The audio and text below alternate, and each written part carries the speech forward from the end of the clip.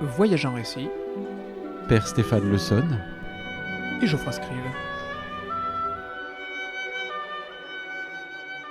Père Stéphane Le Sonne, c'est un honneur de vous rencontrer, d'avoir pu enfin avoir l'occasion de vous tendre ce micro.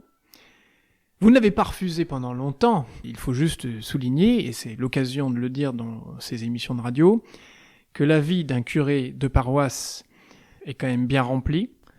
J'en ai la preuve souvent avec vous, ici en pointe finistérienne, vous êtes le curé de la paroisse Saint-Mathieu en Pays d'Iroise. J'en ai eu encore la preuve pour venir jusqu'à chez vous en traversant le pays, en rencontrant un ami prêtre curé de Guéret. C'était aussi bien occupé, même si ce sont des réalités très différentes.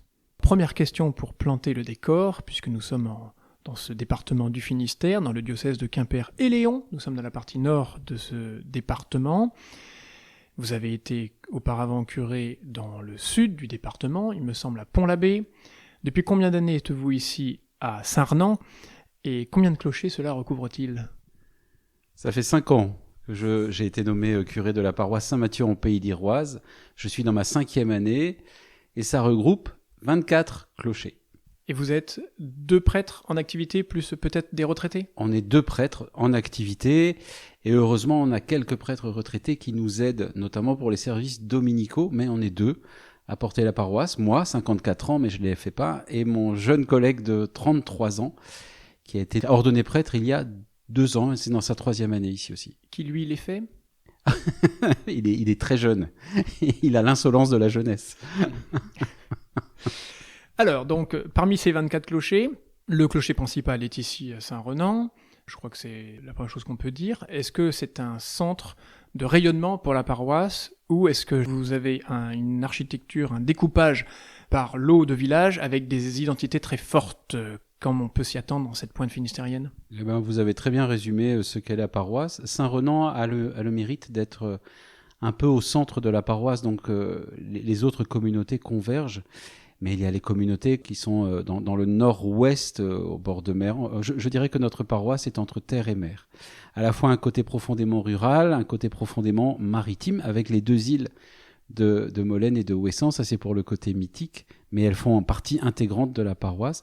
Je dirais que la paroisse est composée de 6 communautés chrétiennes locales qui ont chacune vraiment leur caractère, leur manière de fonctionner, mais qui prennent en compte le fait désormais que de plus en plus, on forme une paroisse et non pas des clochers dans une paroisse. Et aujourd'hui, du fait du peu de prêtres, un peu moins de chrétiens aussi, mais on a quand même une pratique dominicale qui reste quand même assez conséquente, on arrive à former vraiment une paroisse avec divers manières d'être. C'est comme le Finistère. De loin, il y a un Finistère, de près, il y a des Finistères. C'est pareil pour la paroisse. De loin, il y a une grande paroisse, de près, on a plusieurs communautés qui la composent. Alors, sans remonter en concordat qui fera de 2 ou 3 diocèses plus qu'un seul, entre Tréguier, Saint-Paul-de-Léon et Quimper, qui ne forment aujourd'hui plus qu'un seul diocèse, mais on sent que, par ce que vous venez de dire, mon père, que vous, en tout cas, vous essayez, vous travaillez à ce que ces différents clochers fassent corps, quoi. Oui, c'est exactement ça. On y arrive au fur et à mesure, tranquillement, doucement, par le fait des choses, de toute façon, du fait que on est 2 à porter la paroisse, notamment, donc, et les paroissiens le savent bien. Il y a une équipe quand même dans la paroisse, ils sont près de, si on le compte, à peu près 600 bénévoles, ce qui fait énorme comme ça, mais parmi les lecteurs, les fleuristes, les animateurs... Ceux qui tiennent les registres. Oui, mais exactement, tout ça. Et donc, sans ces 600 bénévoles-là, on tiendrait pas beaucoup. Alors, je vais me dire en riant de temps en temps que le père Samuel et moi, on fait, on va dire 25% du travail, et les autres, ils font 85%, comme ça. Donc, il vous reste plein de temps libre. Mais bien. Exactement, mais qu'on occupe à la pastorale quand même. Alors, par exemple, la pastorale, c'est aussi, j'imagine, une part consacrée, évidemment, à délivrer les sacrements. Il y a aussi peut-être aussi beaucoup d'enterrements. Oui, alors, ça pour en fait, on est une paroisse qui est de 50 000 habitants de manière ordinaire, mais vous le multipliez par 3, voire par 4 en juillet, août, parce que c'est une paroisse extrêmement touristique. Et puis, vous avez aussi les vacances de la Toussaint, de Noël, où les gens reviennent quand même aux racines. Et beaucoup ont des maisons par chez nous ou bien viennent passer quelques jours en famille par ici. Donc ça multiplie le nombre de paroissiens, notamment tous les étés et même à toutes les vacances. Ça amplifie les choses. Il y a beaucoup de mariages, beaucoup de baptêmes et des enterrements évidemment. Mais ça, les enterrements, on est relayé par des équipes de laïcs qui font un travail absolument admirable parce que à nous, même avec les prêtres retraités, on pourrait pas gérer toutes les célébrations d'obsèques. Et moi, je tiens à saluer ici la manière dont les obsèques, notamment, sont célébrées, qui sont toujours, à mon avis, des moments forts de prière et où les laïcs en mission prennent le temps de vraiment célébrer l'espérance chrétienne avec les familles et je les remercie pour ça. Parce que c'est à ces occasions, on pourrait dire malheureusement, que les familles sont aussi rejointes, enfin on peut les rejoindre, et ce sont aussi des assemblées qui peuvent prier peut-être plus qu'à des moments plus festifs, où on est là peut-être plus pour le décorum, si je puis dire. Oui. Je dirais que dans la célébration des funérailles, on est écouté, on attend quelque chose. Et je crois que notre rôle est de dire une espérance chrétienne et une vie qui va au-delà de la mort. C'est sans doute l'un des plus beaux rôles que nous ayons en tant que prêtres, mais aussi en tant que chrétiens, de pouvoir annoncer cette espérance chrétienne-là, et on le fait de manière simple, je dirais, mais avec beaucoup de profondeur. Et pour cela, on a parlé de la pastorale, il faut des formations. Donc les laïcs sont formés, je ne vais pas dire continuellement, mais de manière très régulière sur la paroisse, que ce soit pour les baptêmes, les mariages, les célébrations de funérailles. Pour tout ça, on a besoin de collaborateurs à nos côtés, et qui sont les premiers preneurs, je dirais, de formation qu'on peut leur proposer. Donc c'est vous qui leur proposez, il y a aussi le diocèse, il me semble. Oui, complètement. Ça, le diocèse s'est engagé depuis de nombreuses années déjà dans la formation des laïcs, et ça continue encore aujourd'hui. Mais vous savez comme moi que plus c'est proche, plus on va. Donc du coup, on propose aujourd'hui en paroisse, et il y a quelque chose qui émerge, c'est aussi l'idée de doyenné, qui est une association de plusieurs paroisses. Et nous, par exemple, nous sommes le doyenné de Saint-Renan, Lesneven et Landerneau, les 3 paroisses, et on essaye de faire des choses ensemble, de mutualiser, notamment dans la formation, à la fois les conférences ou les topos qu'on peut apporter. Les idées qu'on a en commun, on essaye de les mutualiser. C'est une bonne chose. Est-il une bonne chose également de donner une lettre de mission à ces laïcs pour cadrer peut-être justement leur mission, et notamment dans le temps également, pour ne pas s'essouffler? C'est quelque chose que je ne fais pas encore, mais que j'en ai parlé pas plus tard qu'il y a 1 heure ou 2, à des membres laïcs que je rencontrais cet après-midi pour dire je vais désormais donner une lettre de mission à chaque laïc en responsabilité, parce que c'est aussi c'est respecter la personne, c'est-à-dire c'est un engagement, je dis, j'ai pas l'idée en tête, mais encore on peut dire 3 ans renouvelable. Mais à 3 ans, au bout de 3 ans, on fait un point, on dit voilà, on peut arrêter la mission, on peut aussi la continuer pour 3 autres années. Mais ça permet aussi à la personne qui a cette responsabilité de dire moi j'arrête maintenant, et ne pas souvent on dit quand on met la main dans l'église, c'est le bras qui y passe quoi. Il faut respecter les laïcs, et en même temps nous les prêtres, ça nous donne une liberté aussi par rapport aux personnes, de leur dire allez, vous partez pour 3 ans, et dans 3 ans on fait un point, si ça va on peut continuer, et si vous sentez que c'est pas ça, allez, on arrête sans problème. Et ça permet de pacifier beaucoup de choses. Alors vous avez prononcé le mot d'ajuster. Comment ajustez-vous justement la rotation des églises dans lesquelles vous vous rendez les dimanches pour les messes? C'est quelque chose d'assez qui nous a demandé un peu de temps. Il y a encore 2 ans, on avait messe le samedi soir, 18h, et messe à 10h30 le dimanche, point. Et on avait encore assez de prêtres, notamment des prêtres retraités qui pouvaient nous aider. Mais pas dans tous les clochers? Non, pas dans tous les clochers. C'est plus le cas aujourd'hui. On a 2 messes le samedi soir sur l'ensemble de la paroisse. Donc sur les 24 clochers, il y a 2 messes le samedi soir. Et les gens viennent en fonction des lieux. Et puis le dimanche, on a encore 7 célébrations eucharistiques qui sont proposées, mais à 9h30 et 11h. Ça permet notamment au Père Samuel et moi de pouvoir être à 9h30 quelque part et à 11h ailleurs. Et c'est très bien passé. Je pensais que ça aurait été difficile, notamment les communautés qui avaient la messe à 10h30, leur dire désormais vous passez à 9h30. Et je pensais que j'allais entendre quelques noms d'oiseaux. Eh bien non. En fait, les gens disent peut-être ça nous complique la vie, mais on peut plus faire autrement. Et puis il y a d'autres personnes qui nous ont dit mais nous 9h30 ça nous arrange. Et donc ça a permis de renforcer des communautés qui avaient un peu moins de monde, et en même temps de permettre à des personnes une messe à 9h30 moi ça m'arrange, je préfère. Donc on a répondu, je crois, aussi à quelque chose qui était un peu latent dans la paroisse. Et il y a même des paroisses qui proposent des 9h, et j'en connais personnellement du côté de l'Isère, qui en proposent des 8h45, pour ceux qui auraient du mal à se tirer du lit. Et cela se passe, ma foi, fort bien. Vous avez parlé aussi d'ajuster, je vais revenir sur cette question, parce que votre principal outil de travail, si je puis dire, c'est votre carrosse, que vous ne pouvez pas utiliser pour aller dans les îles. Alors à quelle fréquence vous rendez-vous dans les îles qui sont Molène et Ouessant ? Alors Molène et Ouessant, c'est les 2 grandes îles de la paroisse. Oui, c'est vrai qu'il y en a d'autres, des plus petites. Oui. Voilà, mais il n'y a pas d'église dessus. Exactement. Molène et Ouessant, Molène, c'est à peu près, on va dire, une centaine d'habitants, 160 habitants. Ouessant, c'est 800. J'y vais assez peu, comme curé. C'est un peu frustrant, d'ailleurs, j'y vais assez peu, parce que, par exemple, sur les îles, ils ont messe 3 dimanches par mois.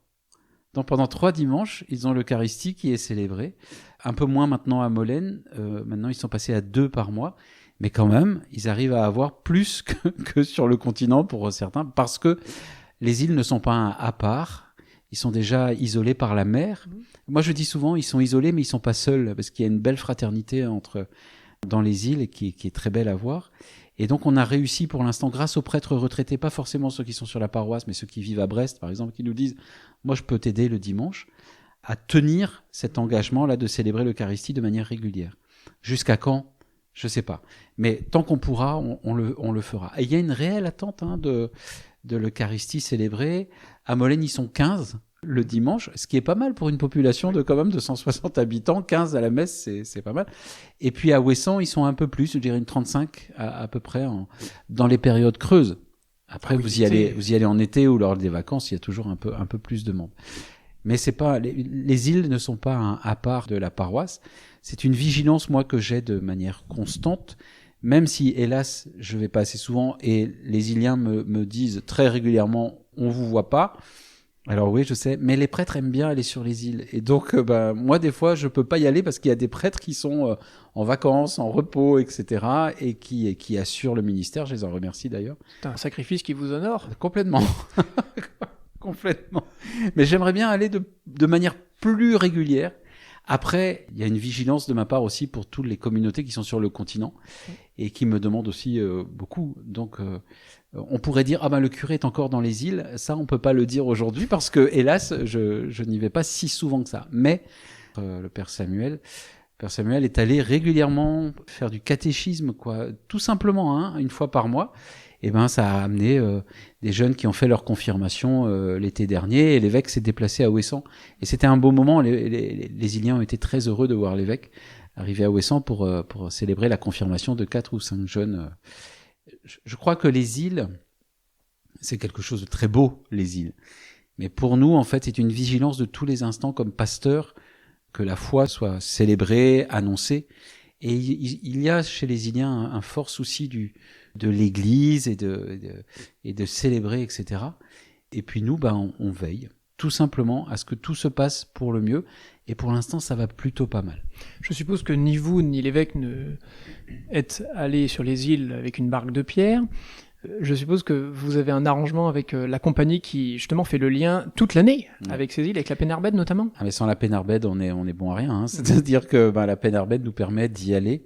Et oui, on a un contrat avec eux qui nous permet, nous, justement, les prêtres notamment, de payer un peu moins cher parce que le service des îles, quand même, ça coûte un peu. Mais moi, je dis que la Pénarbède, c'est le cordon ombilical, en fait, des îles, et ça se passe toujours très bien. Moi, j'aime assez quand ça remue en plus. Donc, quand il y a un peu de tempête, ce que d'autres n'aiment pas, j'ai pas le mal de mer, j'ai pas peur en bateau. Donc, c'est toujours intéressant. Et la mer d'Iroise n'est jamais vraiment calme, sauf de temps à autre. Mais le courant entre Molène et Ouessant, c'est toujours un peu, disons que c'est quelque chose que je dirais, comment dire ça, un peu tonique. Oui, voilà, c'est tonique. Un peu tonique. Comment faites-vous une fois arrivé au débarcadère de Ouessant, parce qu'il vous reste encore 3 km à pied ? Eh bien, cher Geoffroy, la paroisse possède une voiture que nous avons. À Ouessant ? Oui, à Ouessant. La paroisse a une voiture, une voiture toute simple, c'est une Clio, mais qui est extrêmement utile. La gare maritime garde les clés. Et puis, quand le prêtre arrive, il sait qu'il doit avoir les clés, il va chercher les clés à la gare maritime, il prend la voiture et il en est responsable pendant toute la durée de son séjour à Ouessant, que ce soit une journée, 2 jours ou plus. Mais elle est très pratique, cette voiture. Elle est garée au Stif, le port de Ouessant, et elle tient bon encore. Hein. Elle est pas si rouillée que ça, malgré tous les embruns qui lui tombent dessus.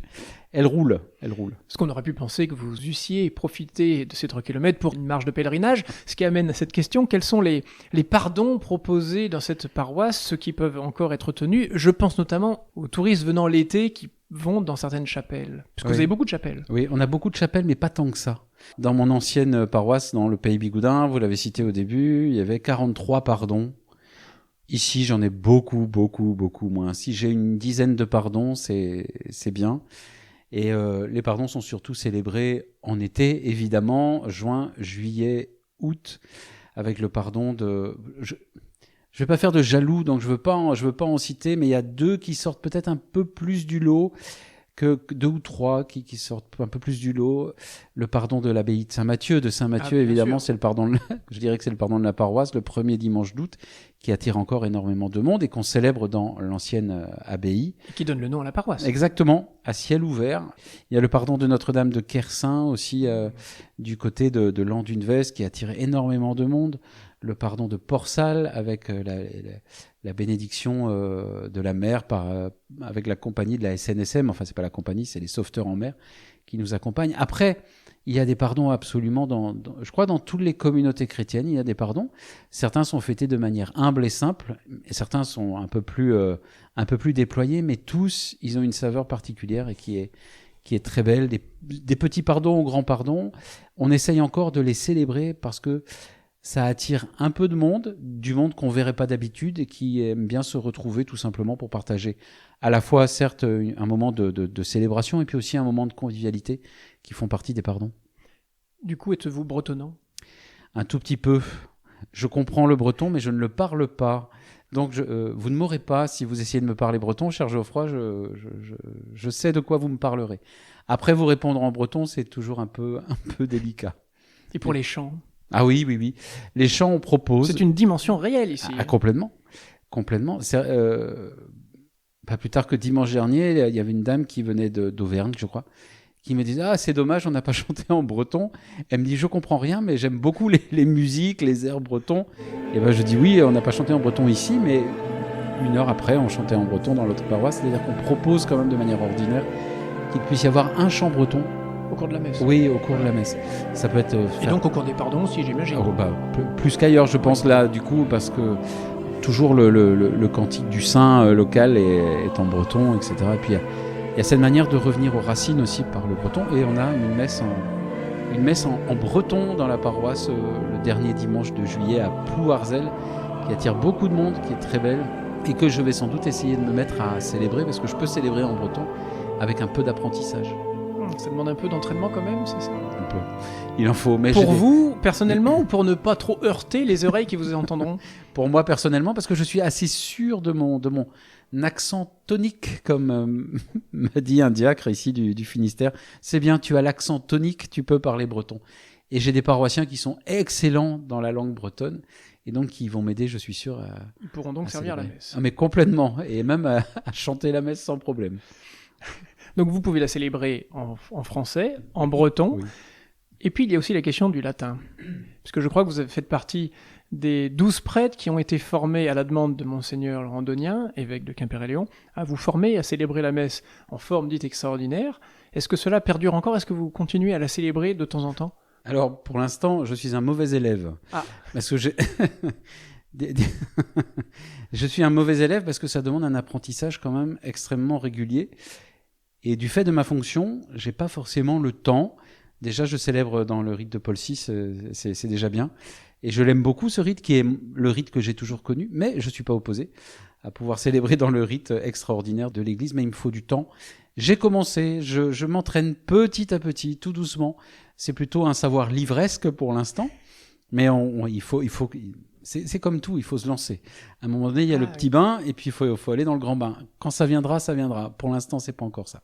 Et donc, il y a une organisation mise en place entre prêtres qui vont célébrer la messe dans ces endroits-là ? Oui, tout à fait. Et quelqu'un doit bien gérer, j'imagine, c'est le vicaire épiscopal qui a été nommé à ce poste-là. C'est le père Hervé Keinec, qui est chancelier du diocèse, et qui lui, un peu gère la coordination de tous les prêtres, de mes frères prêtres pour l'instant, parce que moi je le fais pas pour l'instant, de mes frères prêtres qui ont aussi entamé cette volonté-là de célébrer la messe de cette manière-là. Et je trouve que c'est un beau geste de fraternité de la part des prêtres vis-à-vis des fidèles, etc. Enfin, c'est important. Je reviens sur le territoire de cette paroisse Saint-Mathieu en Pays d'Iroise. Y a-t-il des clochers particuliers du point de vue de l'architecture ? Mis à part ceux qui ont souffert des différentes tempêtes et qui ont failli tomber. Oui. Les architectures sont très diverses. C'est difficile de retenir une architecture parmi une autre. Il y a sûrement l'église du Conquet qui a que moi je trouve très belle dans son austérité. Elle a un certain dépouillement, mais elle est très belle. Elle vient de réouvrir après la fameuse tempête Ciarán. Et puis il y a d'autres comme l'église de Port-Spoder qui a un charme particulier. L'église de Port-Salle qui est double parce qu'il y avait la chapelle d'origine primitive. Et puis l'église qui a été conçue peu après. On a fêté les 70 ans peut-être, donc c'est très très récent encore. Après, ce sont plutôt des églises du 19e qu'on a sur la paroisse. Pas partout, bien sûr. Saint-Renan est un côté un peu original. Déjà, elle est orientée... elle n'est pas orientée dans le bon sens. Alors, les Rhénanais disent qu'elle est orientée comme Saint-Pierre de Rome. C'est bien, c'est-à-dire que elle n'est pas ouest-est, elle est est-ouest. Donc, c'est comme Saint-Pierre à Rome. Donc, c'est pas, on se compare comme on peut. Mais elle a un côté architectural qui est assez intéressant et qui est très pratique pour le culte. Est-ce qu'il y en a qui sortent du lot ? Il y a sûrement dans le Finistère d'autres églises qui sont un peu plus majestueuses ou un peu plus, je dirais culturellement et artistiquement remplies. Oui, on peut penser à Daoulas. Oui, exactement. Ou bien les enclos paroissiaux. Bon, bien sûr. Mais là, on vise tout de suite assez haut. Le nec plus ultra. Oui, quand même, ça existe. Mais nous, on a des églises qui sont, je dirais, assez pratiques pour le culte, mais qui sont belles, qui sont des grandes églises. Je pense à Ploudalmézeau, à Plouarzel, ce sont des grandes églises, ceux-là. L'église du Conquet est une grande église aussi. Ouessant est une grande église également. Oui. C'est assez impressionnant de voir cette église de Ouessant, là, d'ailleurs, qui ressemble pas mal à celle du Conquet, finalement. Donc, non, on a des églises qui sont surtout pratiques pour le culte. Dans laquelle célébrez-vous, par exemple, la Vigile pascale ? C'est au cœur de la paroisse, assis à Saint-Renan ? Oui, c'est le choix qu'on fait. Parce que ça fédère. On pourrait changer, On pourrait changer. On a fait le choix de dire non, la Vigile pascale, c'est dans la paroisse, entre guillemets, parce que j'aime pas trop dire ça, la paroisse centrale, on va dire, la paroisse un peu où les gens se réfèrent. Parce que Saint-Renan, vous avez tout, il y a tous les commerces, il y a un marché qui est absolument célèbre le samedi matin, qui date du Moyen-Âge. Enfin, on a d'autres lieux, Plouarzel, Ploudalmézeau, c'est des lieux aussi qui drainent énormément de monde. J'en oublie sûrement. Mais le choix qu'on fait soit des grandes célébrations ou des célébrations qui peuvent être des solennités en semaine, par exemple, on basera à Saint-Renan. Sentez-vous aussi un retour ou un regain d'intérêt pour d'autres sacrements en dehors de l'Eucharistie ? Je pense par exemple ici aux confessions. Oui. Une proposition et des affluences, peut-être le terme est peut-être un peu excessif, mais qui vous étonnent ? Oui. On a été très surpris à Noël l'an dernier, on arrive à Noël là, cette année, on a été très surpris du nombre de gens qui voulaient vraiment recevoir le sacrement de la réconciliation à Noël et à Pâques dernier. Sans doute ça vient aussi du fait qu'on tient des permanences de confession, donc et puis on voit large, donc ça permet aux gens de venir assez nombreux sur par exemple... Vous voulez dire par voir large, le créneau d'horaire est large. Oui, le créneau est large, oui. Et ça permet... Et puis nous, on a aussi fait des éditos ou un peu d'homélie, pourquoi pas, sur le sens de la confession. Oui, on voit du monde. Oui, vraiment, on voit du monde. Et des gens qui viennent se poser auprès du Seigneur et vraiment rechercher le secours de sa miséricorde. Et nous, c'est sans doute l'un des plus beaux rôles que nous ayons de dire l'amour de Dieu. Et on le fait... à Noël, là... On a l'impression qu'il va y avoir du monde aussi, Il y a quelque chose qui émerge de ça. Alors, il y a les confessions. Et puis, ce qui nous étonne, mais un peu comme partout dans le Finistère, peut-être même un peu partout en France, je sais pas, c'est le nombre de catéchumènes qui explose complètement. Chez vous aussi ? Oui, pareil. Combien avez-vous eu de baptêmes l'année dernière, par exemple, et de gens qui se préparent cette année ? L'année dernière, on a eu 9 baptêmes. Cette année, on en a 17. Oui. Donc, ça augmente. Et ça continue. Et l'année prochaine, 35. Non, à la grâce de Dieu. Ah, mais nous, on prend, nous, on est prêts.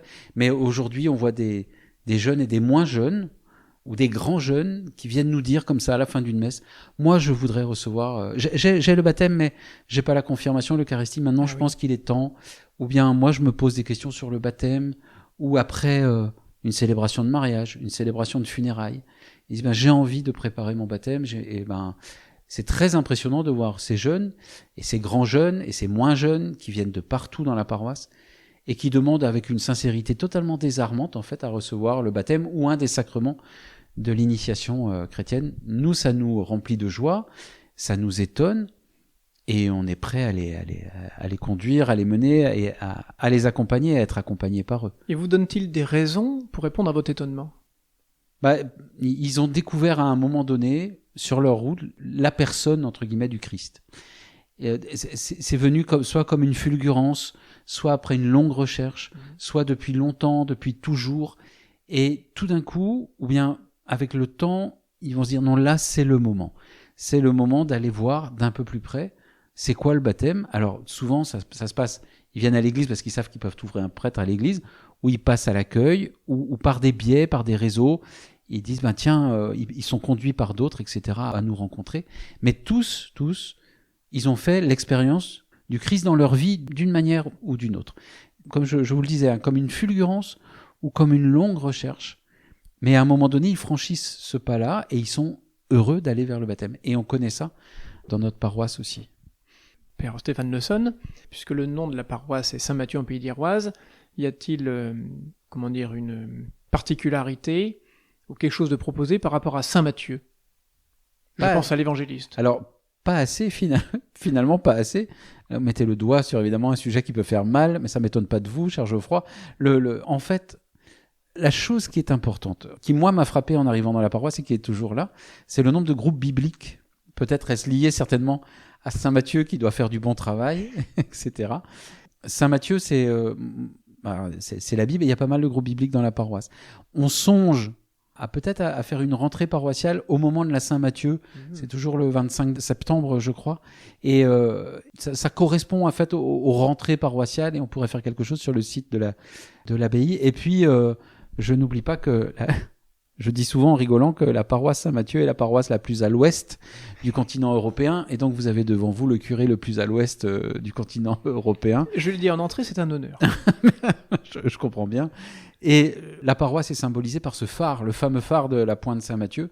Mais je crois que peut-être, pour nous, le phare, c'est le Christ qui éclaire tout le temps. Et c'est aussi notre point de référence. Je sais que lorsque l'équipe diocésaine, Monseigneur Donien, qui ont promulgué les orientations pastorales en 2025, ils ont choisi comme des saints, on était très honorés d'ailleurs nous là pour le coup, la Pointe Saint-Matthieu. Alors c'est peut-être pas pour la paroisse, mais peut-être pour le phare comme un guide avec une église à ses pieds. C'est un peu le modèle qu'on prend nous aussi pour notre paroisse. On essaye de guider. Alors on fait pas tout très bien. On essaye de mettre des choses en place, un parcours alpha, des formations, enfin des choses évidemment pour les jeunes et aussi les moins jeunes qu'on n'oublie pas. On essaye d'avancer au fur et à mesure. Je pense que c'est pour ça que le nom de la paroisse quelque part nous modèle un peu quoi. Saint-Matthieu en Pays d'Iroise, il y a à la fois l'ami du Christ, il y a à la fois l'évangéliste, et il y a cette pointe Saint-Matthieu qui est, on remonte à des temps extrêmement anciens. Qui guidait les bateaux avec les tours de feu, etc. Et maintenant, il y a ce phare. Nous, c'est ce qu'on prend comme modèle. Pour finir, comment vous ressourcez-vous et vous reposez-vous de temps en temps ? Alors, il faut le lundi est off, parce que sinon... Vous arrivez à le tenir ? Oui, plus ou moins quand même, hein, mais sinon je ne tiendrai pas, je prends très peu de vacances. Mais du coup, le lundi, il faut cet arrêt-là.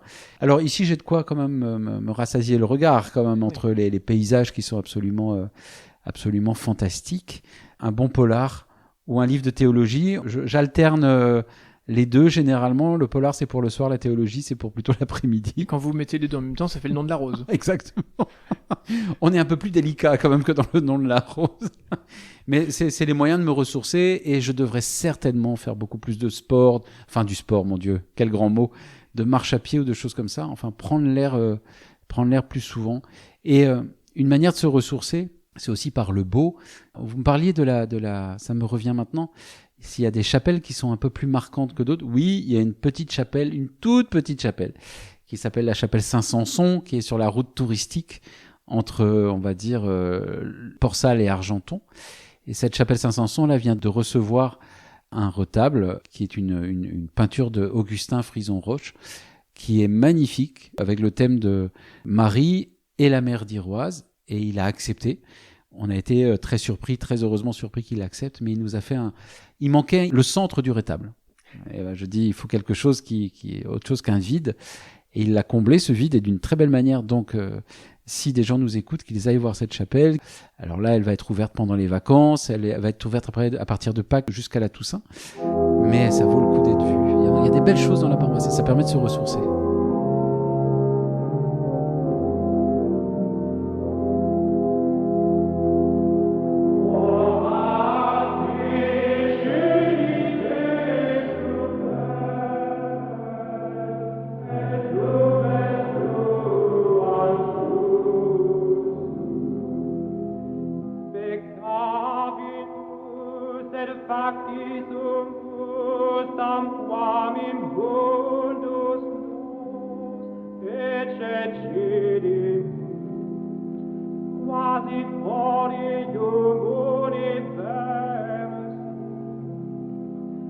In iniquitatis nostris.